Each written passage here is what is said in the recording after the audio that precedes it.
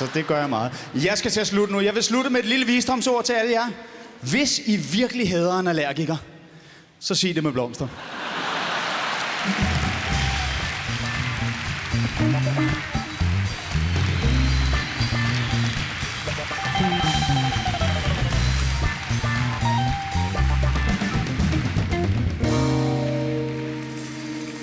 God aften, Forum. Det er dejligt at være her. Jeg har været i Afrika. For 5-6 måneder siden var jeg i Tanzania. Et pragtfuldt sted at være. Hvis man ikke synes, at alt kører i Danmark, som det skal, så er Afrika et land fyldt med opmuntringer. Jeg fandt ud af, at i Afrika, der er der ikke nogen nedre grænse for butiksstørrelse. En mand med en ananas, det er en butik. Sådan står de fuldvoksne mænd i deres bedste alder med en frugt langs de afrikanske veje dag ud og dag ind. Og det er jo beundringsværdigt, det er tappert, men det er heller ikke noget helt dårligt koncept, fordi butikken er jo mobil. De tager ikke et nej for et nej. Hvis man siger, nej, jeg skal ikke have ananas, så følger de bare efter. Så går man sådan side by side i lang tid.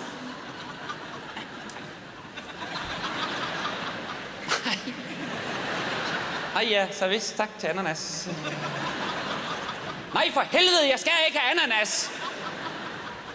Så er der alligevel gået 3-4 timer, så er man jo blevet sulten. Så skal man have ananas. Jamen så stik mig da den frugt for helvede. Nu står den lømmel der igen i morgen. Så da jeg skulle flyve hjem, der fløj jeg med British Airways. Jeg fløj over Heathrow. Der fandt jeg ud af, at der var sket noget med flysikkerhed og terrorbekæmpelse. Det var blevet opgraderet. Jeg fandt ud af, at man nu i sikkerhedstjekket skulle smide skoene.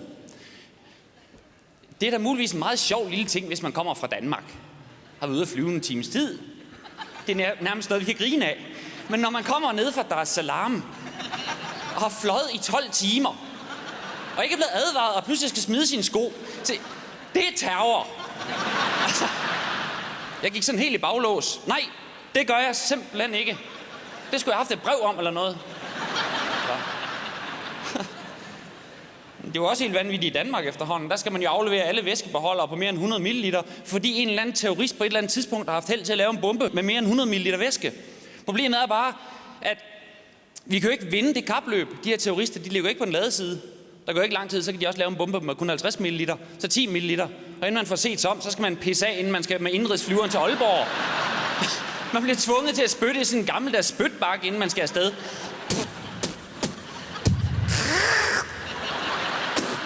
Jeg lover, jeg er helt tør i måde.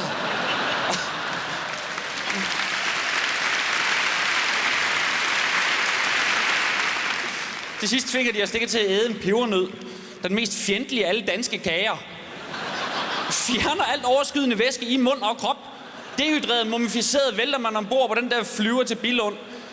Hvor de tager 60 kroner for en dansk vand i øvrigt. Altså, vi kan snart ikke mere nu. Med alt det sikkerhed og terrorbekæmpelse. Det står os ud af munden, altså. Nu må de altså snart finde ud af at lave nogle flyafgange fuldstændig uden sikkerhedsforanstaltninger. For os, der tager at tage chancen. Sådan nogle dejlige afgange, hvor man parkerer inde under flyvingen, løber ud af sin bil direkte ind i flyveren, og så letter vi.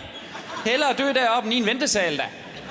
Så kan folk tage deres grillgafler og deres jagtrifler med. Altså, jeg er ligeglad, bare vi kommer afsted.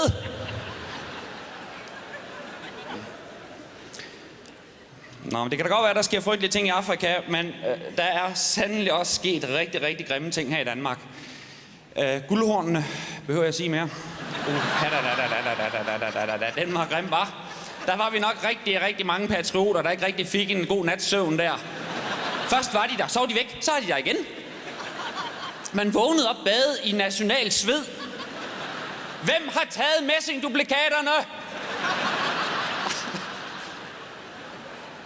En ting, der i hvert fald gik op for en i løbet af den uge der, det var, at hvis en ny generation af danskere skal finde ud af, at vi her i Danmark har nationale klenodier, så er man nødt til at stjæle dem en gang imellem. Altså guldhornene, dem kender vi jo kun, fordi de er blevet stjålet én gang. Gravbamsen, den var ny for mig. Den blev jeg meget interesseret i den uge der, den var væk. Det var spændende. Hvad var det egentlig for en sjov lille fætter? Den skal jeg da ind og se. Det er først, når man mister ting, at man begynder at sætte pris på dem. Vi har jo alle sammen stået på et museum og kigget ind igennem en eller anden glasmontre på en eller anden fuldstændig ligegyldig ting. Man har haft en puls på 10, man har været lige ved at flatline. Man står bare og tænker, for delen ryger den søndag da. Der vil jeg have det sådan, hvis der bare vil komme en hætteklædt mand, skrigende, stormende ind i lokalet, snuppe tingen og spæne videre, så vil det pludselig blive spændende. Fordi så vil man pludselig tænke, hvad fanden, hvad skete der? Hvad var det egentlig, jeg kiggede på? Nej, det vil jeg da gerne have set. Kom tilbage!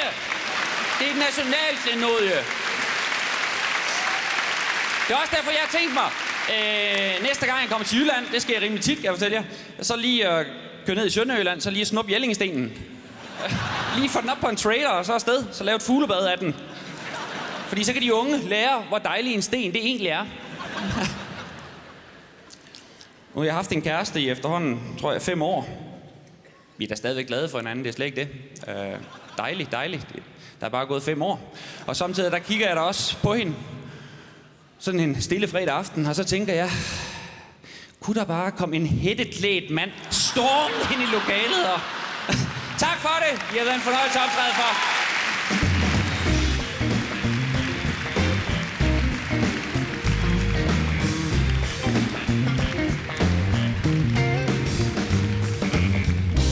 Det er jo stort set det bedste ved talegaver hvert år, ikke?